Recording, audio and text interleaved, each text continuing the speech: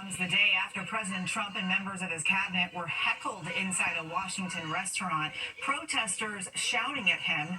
Now, a lot of people are wondering, how did those protesters get inside that restaurant with all the Secret Service agents around? Les Trent is at the restaurant with the latest. How did they get so close to the president? It's what lots of people are wondering today after protesters managed to book a table really close to Trump and his VIP dinner guests. How are they allowed that close to him? Where was Secret Service? Writes Congresswoman Anna Paulina Luna. Joe's Steakhouse is just 2 blocks from the White House. It's swanky and pricey, and very popular with DC power brokers. It's really tough to get a reservation here, but you'd think, especially so when the president decides to stop by. The president was being seated at a large table inside the main dining area. The 3 protesters were only about 2 tables away, and as soon as he came in, they got up and went right to him. Trump looked peeved and gestured at them to get lost with a dismissive wave of his hand. Are you surprised that you were able to get that close to the president? You were this close, right? You were like this. Yeah. Yes, we were very close. We were totally surprised. Olivia DiNucci from the anti-war protest group Code Pink says she and her comrades got to the restaurant about an hour before the president arrived. How were you able to get this information to get that close? When you see streets blocked off, we know that there are high-profile people at a place. So we will try to get inside the places. But someone must have told you that the president was going to be inside. The president's night out at Joe's was apparently a last-minute decision to tout the results of his crackdown on crime in D.C. Joining him were Veep J.D. Vance, Secretary of War Pete Hegseth, and Secretary of State Marco Rubio. Here I am standing out in the middle of the street. I wouldn't have done this 4 months ago. The Secret Service released a statement saying the agents were actively engaged in ensuring the president's safety, adding that all the restaurant guests were screened prior to his arrival. She was there tonight for the first time. We are hearing from a commuter on board the train when a refugee from Ukraine was stabbed to death. In an Inside Edition exclusive, she says she's so traumatized she never wants to get on a train again. She's coming forward as many are asking what the other passengers did to help.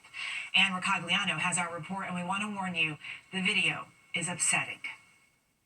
Did anyone come to her aid? There's more fallout today over the horrific murder of 23-year-old Irina Zarutska on a train. Fellow passengers don't seem to realize how badly hurt Irina is. After the murder-accused killer DeCarlos Brown can be seen stalking the rail car, mumbling to himself. When Brown gets off the train, other passengers can be seen running to help Irina. Takara Howard was sitting several seats away. I think a lot of them didn't know what to do in that situation. I think a lot of them was shocked. The shocking slaying has touched a nerve with male model John Rudat, who suffered a slashed face when he tried to help 2 women hassled on a train while on vacation in Germany. She was scared, holding herself, and then slumped over unconscious, and they just let her lie there. Do you think they were scared for their own lives? I think they were scared for their own lives, and that's completely understandable. We spoke with WSOC TV reporter Hunter Sines. We have to remember that in a tragedy like this, everybody is fight or flight. Not everybody is going to be that person that is going to jump into action. Some people are just so overwhelmed and stunned by what happened, I believe their body takes over. Meanwhile, the accused killer's sister, Tracy Brown, confronted him during a jailhouse visit, posing the question everyone is asking. She's from the Ukraine, so I'm just trying to understand, out of all people, why her? Brown, who is schizophrenic, blamed voices controlling him. And Irina's family is breaking their silence, saying in a statement, Irina came here to find peace and safety, and instead her life was stolen from her in the most horrific way. No family should have to go through this. We're also learning that 3 years ago, the suspect was arrested for trying to kill his sister. She dropped the charges out of concern for his mental health. Now to one of the wildest attacks we've ever seen. There are 2 seniors who neighbors say have an ongoing feud. Now one has pulled out a flare gun. Yes, a flare gun. Stephen Fabian is on the scene. The lady has a menacing message for her neighbor. Didn't think I'd do it, huh? Did you? Do what? Out of nowhere, she opens fire and hits her neighbor in his face with a flare gun. Idiot! Enraged, the elderly fellow lunges at her and slams her to the ground. Idiot! What the is wrong with you? The woman with the flare gun was identified as 76-year-old Kathleen Schumann. She was literally put in chains and placed in a paddy wagon. This is the same type of flare gun that was used in the shooting. Now, they can be great during an emergency situation, but they can cause serious damage when used as a weapon. The neighbor who was hit, Richard Catrone, suffered a giant burn to his face. Video on YouTube shows just how powerful the shot from a flare gun can be. The watermelon is actually on fire after taking a direct hit. This woman lives in between the warring neighbors on Long Island. She does not want to be identified. She says the long-standing feud is over their pets. What do you think she was trying to do? Kill him. She said so. She was trying to kill She him. said those words. I should have killed you. I meant to kill you. Another neighbor saw the action from her apartment. I just couldn't believe it. I saw the flare because from my window I heard a loud bang. These things should not escalate to the point that you feel like you have to shoot somebody in the face with a flare. The man hit by the flare had to have 6 stitches to his cheek. The woman was charged with assault with a weapon and has pleaded not guilty. And you may have seen this video of a mob of thieves bursting into a jewelry store, violently pushing the owner to the ground. Well, many store owners have had enough, now installing unbreakable glass to keep robbers out. Jim Murray has the details. This elderly jewelry store owner is closing up shop. It's a hot day. He's taken off his shirt. Suddenly, terror strikes. An SUV smashes through the front window, and an army of thieves invades. They hammer the glass cases, stealing whatever they want. Then they heartlessly shove the 88-year-old old-timer to the ground. The store owner is so shaken, he suffered a stroke. The thieves escape in getaway cars in San Jose, California. Oh my God, what happened? Oh my God. I spoke to the man's outraged niece. They pushed your uncle down, and then they just start breaking all of the cases. He is so traumatized. I'm very mad. They don't care anything about the human life. It's an epidemic of smash and grab heists, and now store owners, fed up with being victimized by mass gangs swooping in and destroying their businesses, have a new weapon to deploy: unbreakable glass. These would-be thieves got the shock of their lives when they hammer and hammer. But try as they might, they cannot break through the display cases at this LA jewelry store. Finally, they give up and leave empty-handed.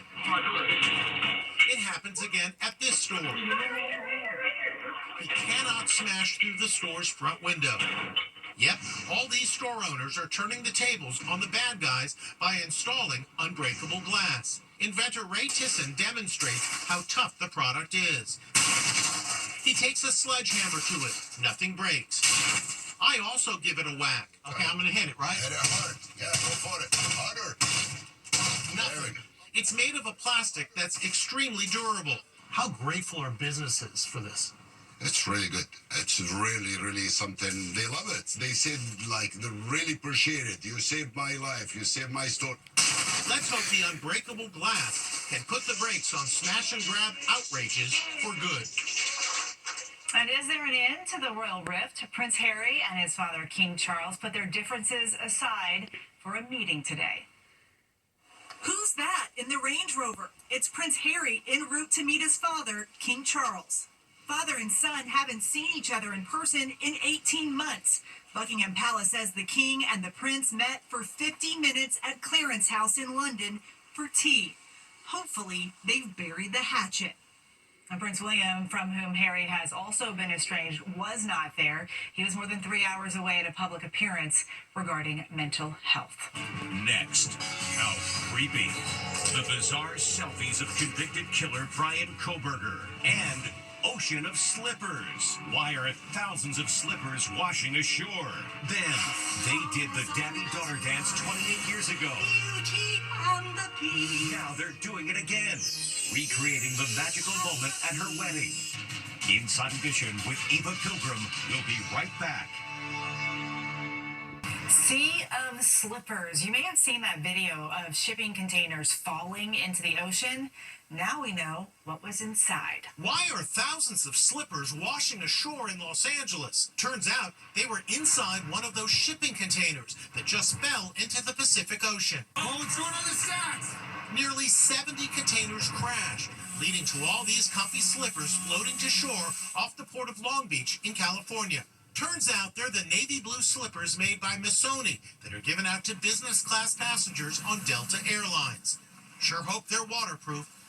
An investigation's underway to find out why the containers fell into that water. Still to come, tale as old as time. Finally, for their father-daughter wedding dance, they came up with an idea that had their guests reaching for tissues. It's the traditional father-daughter wedding dance. But this is different. Look at the screen. It's video of them dancing to Beauty and the Beast 28 years ago. That was the one and only thing I always knew I wanted to do. I was like, okay, I have to make this happen at my wedding. I wasn't even dating anyone at the time. So Brittany Birchwall and her dad Giorgio recreated their special dance all these years later at her wedding. As old as time. Honestly, I didn't even know that video existed. She showed it to me like a few months before her wedding, and I said, man, that's amazing. Check out those twirls and the moment Brittany steps into her dad's hand. And get this, since they live in different states, they didn't get to practice at all for the big day. So it was basically unrehearsed. It was not rehearsed, no. I'm like, all right, well, remember some of those moves. And so we started dancing. Now this father-daughter redo is going viral. It just touches people in a lot of different ways, and I think that's what makes it special. A father and daughter's love, a tale as old as time. Beauty and the Beast. So sweet. That's Inside Edition. We'll see you next time.